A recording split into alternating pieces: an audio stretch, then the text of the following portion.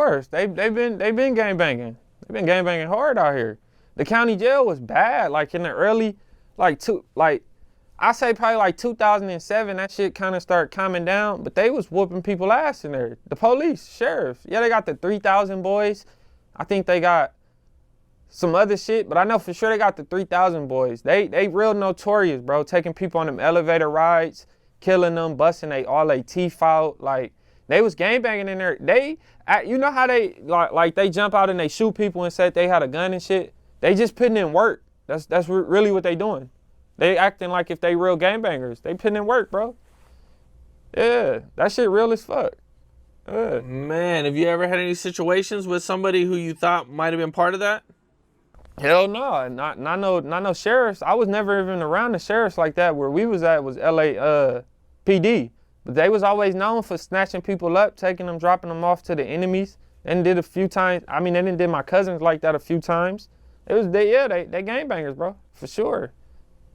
Yeah, horrible. You mentioned your cousin getting dropped off in enemy's hood. What can you kind of talk about that a little bit? Well, like we was in front of his grandmother's house, and I don't know what we was doing. It was like a weekend or something, but we outside, like smoking and drinking. The sheriffs come, they pull up on that bullshit, jump out, tripping, get against the wall. They want to like establish dominance, like they just the person that you gonna just bow down to.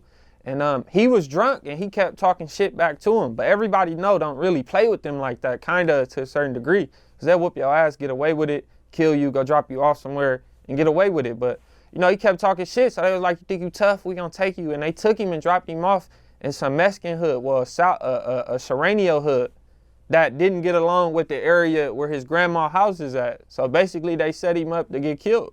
Take him, drop him off in the heart of the rival hood of his community, bro. Yeah, they dirty as fuck, bro. Did he make it? He made it out okay, I take No, it? yeah, no, he made it out for sure, yeah, because he wasn't a gangbanger at the end of the day. Like, wasn't a gangbanger. He didn't even carry himself like that, nothing like that. So, yeah, he was good. But imagine him dropping off somebody that's like a gangbanger, a fake claiming or anything, bro. Yeah, they gonna get mauled to death. That could be really bad for somebody. I mean, they was treating people horrible in the county jail, bro. They was really in there beating people asses.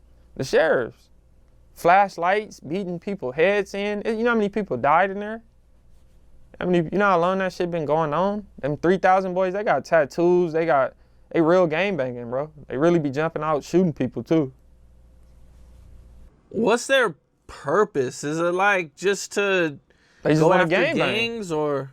They like the army. I mean, people just like groups of stuff. I don't know. I mean, I think it's just the power. Like they know that they can whoop your ass, get away with it, lie. Then the top of the people at the top is right along with them. So it's like, how they gonna get in trouble? You heard of the stories where people about to whistle blow them, like people they asked to join the gang, didn't want to join the gang, then they end up trying to kill them and all type of shit. So it's real, yeah. It's like the movies that you see, the little TV shows and shit, where the crooked police and shit, and they whacking people and killing them. That's the 3,000 boys. Man, that shit real, brother. Even the regular LAPD is dirty, like the regular police. Like, I mean, when my homie, like, when I got shot with my homie, I really believe that they set the shit up, like, to be honest. The LAPD. Because they wanted us from over there. They wanted us, they couldn't, this store would never really grow, I guess, if we still out there every day. So I believe they had something to do with it, bro. Because they came by 4 times, like, making us lift our shirts up, searching us. And then, like, the 4th time they come by, like, within 5 minutes, somebody just come, pull up, and walk up. And yeah, it was crazy, bro. So, yeah, they dirty, bro. The police dirty, real dirty. Oh, okay, you got shot. No, my homie got shot. Yeah, he died. I got shot at with him, but he died. But what I'm saying is, like, right when we was hanging out, like, right before this shit happened, like, I got pulled over where they came up and put us over, like, 4 times, like, back to back. So I feel like they just set the play up for the people that they was fucking with. Cause they was trying to get us from over there with gang injunctions, but it wouldn't work. Like, they was trying a lot of stuff to get us from off that corner. So the only next thing was to do was to shoot. And that's what they did. Somebody walked up on us and shot like 60 times. He got hit once and died right there.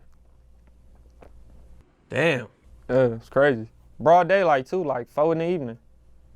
Damn. And it wasn't no 6 or 7 shots. It was like at least 60 or 70. It was like they had 2 30 rounds or something. Like they had 2 sticks. Yeah. It's just wild, bro. He was the only person that got shot and only got shot once. Yeah, he was the only person that got shot. Family of Officer Houston doesn't believe it. So it looks like this case will be going to trial. I'm angry, disgusted, heartbroken. And life is just different without him because of what they did. Shirley Huffman believes her son, LAPD officer Houston Tipping, was targeted and killed because he knew about rape allegations against fellow officers in the department. He was concerned enough that he was looking to leave, and he had interviewed, and that was his intention, was to leave. Attorney Brad Gage says Officer Tipping was an instructor at the police academy and was conducting a training exercise when he was gravely injured. After he became the instructor there, one of the accused officers signed up for that class, went into that class, engaged in intentional acts against my client, including putting him into a headlock, which he admits in his deposition testimony that we have, and also picking him up in what is known colloquially as a pile driver wrestling move.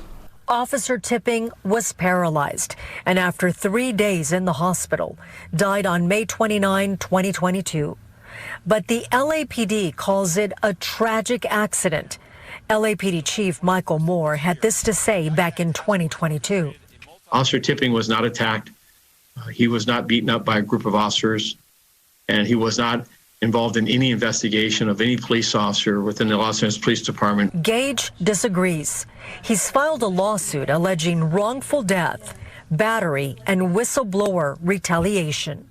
Having an officer who is investigating criminal acts against other employees who then dies and is killed has to be distressing to everyone.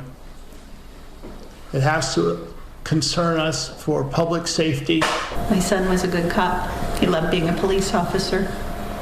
It was what his fiber was. And I believe that when he saw something, he said something, and it got him killed. The Los Angeles area killed 3 people in a revenge-motivated shooting rampage. But this is no ordinary manhunt. The man they are looking for was once a cop himself, armed, dangerous, and equipped with the same training as those tracking him. ABC's David Wright has the latest. New images of fugitive Christopher Dorner taken by surveillance cameras. The trouble is, they were not taken today. This was 2 weeks ago in Irvine, not far from where Monica Kwan and her fiancé Keith Lawrence were murdered last Sunday. The last photos taken of Dorner before he disappeared.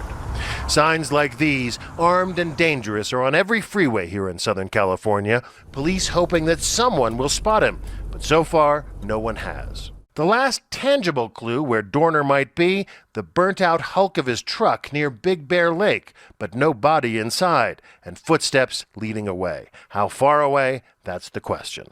Today, about 100 law enforcement officers here in Big Bear searched in vain. There were reports of some tracks being found. They investigated those. Along with those tracks, they found ski tracks. And it's a popular area for people to go cross-country skiing.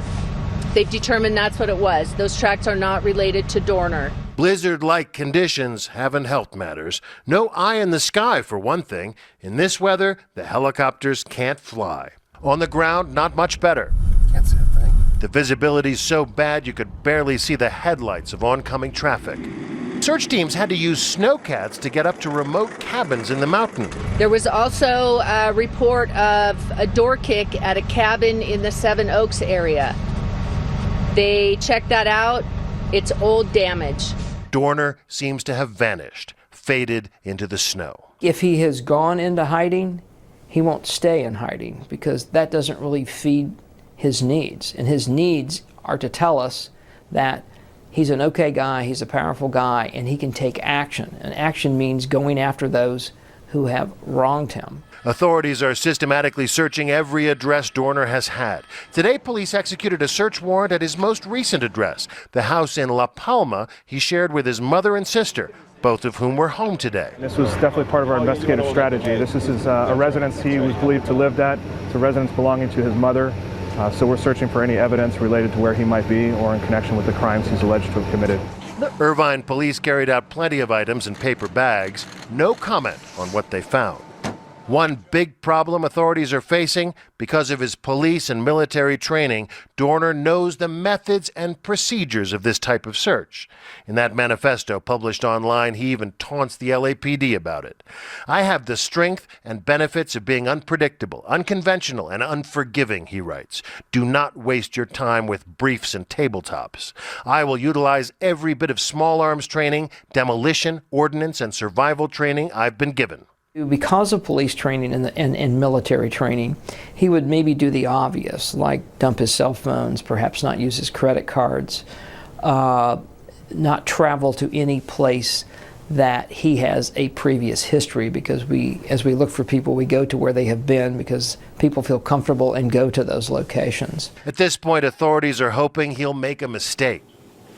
Ariana Williams knows Dorner better than most. She dated him 7 years ago and says he was unraveling even back then, always keeping weapons close by. He'd be in the bed and there'd be one by the bed. There'd be one on the kitchen counter. There may be a combat knife or something. Maybe I saw in the bathroom one day or in the kitchen.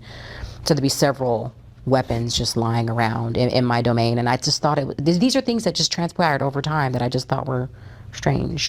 She said today she's still scared, but doubts he will come after her. I think he's got bigger fish to fry right now. I think he's got a lot more on his plate. And I think he's very angry with these people for destroying his career or for destroying him, he feels, as a person. Today, here in Big Bear, plenty of people were nervous. Brian Murphy checked in with his kids via text message and plans on keeping his gun handy. I keep it safe and unloaded. Tonight it'll be loaded.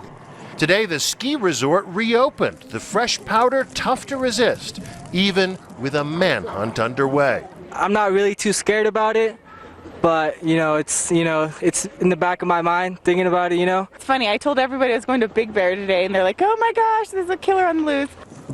Craig and Christine Weiniger came here to celebrate their anniversary. Not quite what they expected when they checked into the Castle Wood Cottages, a group of mountain lodges with a medieval theme. Well, we've had to be more vigilant, a little bit more careful.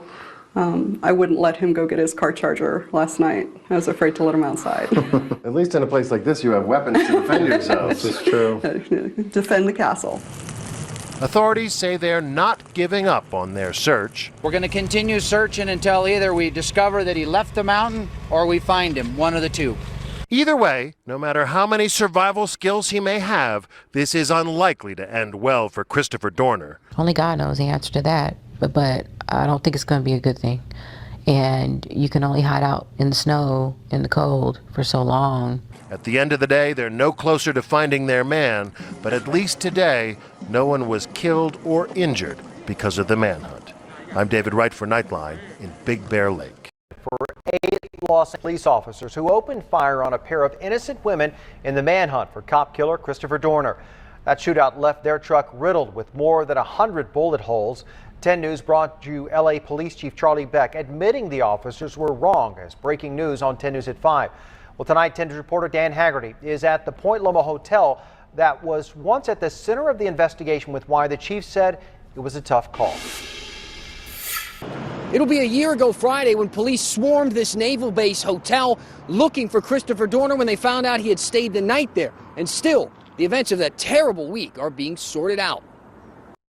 By the time Christopher Dorner had been spotted in San Diego at this Point Loma hotel, or trying to steal a yacht from a man at gunpoint down the street, or dropping his ID and badge near Lindbergh Field, he was branded a cop killer, accused of murder 3 times over. 2 Los Angeles police officers were ambushed. Late Tuesday, LAPD Chief Charlie Beck talked about the shootings and the one he says police screwed up when they opened fire on the wrong truck, shooting and wounding 2 women delivering newspapers in Torrance, California. Discipline could be anywhere, from extensive retraining up to termination. He says 8 officers are to blame for firing on the truck that barely matched the description of the one Dorner was spotted in.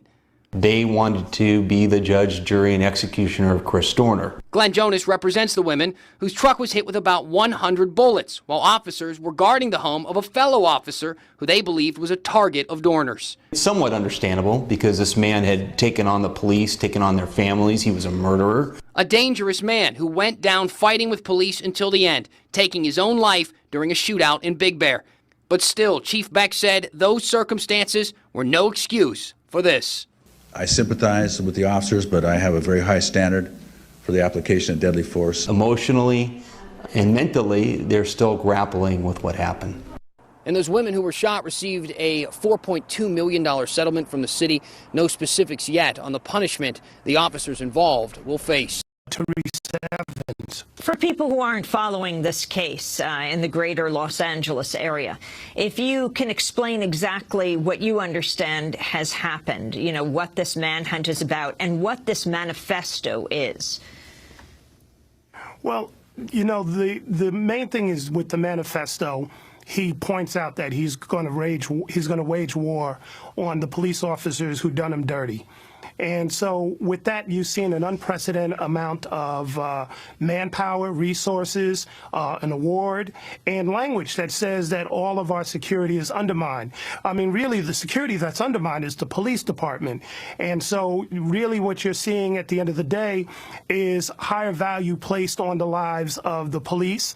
And you're seeing them pull all the stops out to find this one individual.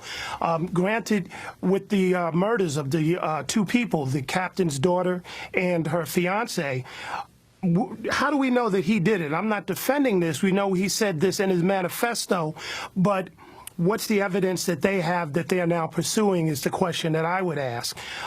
Going above and beyond that, I'm still concerned I'm basically, people are concerned that his charges that LAPD is still corrupt and is still very violent, I think resonates with a lot of folks, and that's something that needs to be checked out. And we saw that come to the forefront when we saw the 2 women, Emma Hernandez and her daughter, who were shot in the back. One of them, you saw like 30 or 40 rounds shot with their truck that didn't fit the description. We hear that they were given no warnings, no commands. And for many people, that's like business as usual in LA. Explain how that happened. That goes back to a history where... Explain how that happened, how Emma Hernandez... Well, they were delivering newspapers the night that the officer in Riverside County was shot. And so there was this manhunt, and I guess 2 of the undercover cops that were assigned to protect officers that were under threat from Dorner, they approached this truck and shot them. They shot them from the back. You see the pictures, and what you got was an apology and a new truck that's being offered. How about people being arrested for negligence? You know, how about, you know, the transparency and the procedure that they followed or didn't follow in terms of how they went about shooting innocent people? We also know that there was a man that was shot. He was driving a truck that was similar but not the same color. We don't even know his name, and he was shot with another by another department, the Torrance Police Department. So for many people, when you hear that, that's like, okay, shoot first, ask questions later. That goes back to a deep, sordid history in Los Angeles, and I'm saying that as somebody who's lived in LA for a long time. I want to read an excerpt of Christopher Dorner's manifesto. He wrote, quote, "I know I'll be vilified by the LAPD and the media. Unfortunately, this is a necessary evil that I do not enjoy but must partake in complete for substantial change to occur within the LAPD and reclaim my name." Dorner goes on, "The department has not changed since the Rampart and Rodney King days. It's gotten worse. The consent decree should never have been lifted. The only thing that's evolved from the consent decree is those officers involved in the Rampart scandal and Rodney King incidents have since promoted to supervisor, commanders, and command staff and executive positions." He went on to say he would use, quote, "every bit of small arms training, demolition, ordnance, and survival training I've been given to bring warfare to the LAPD and its families."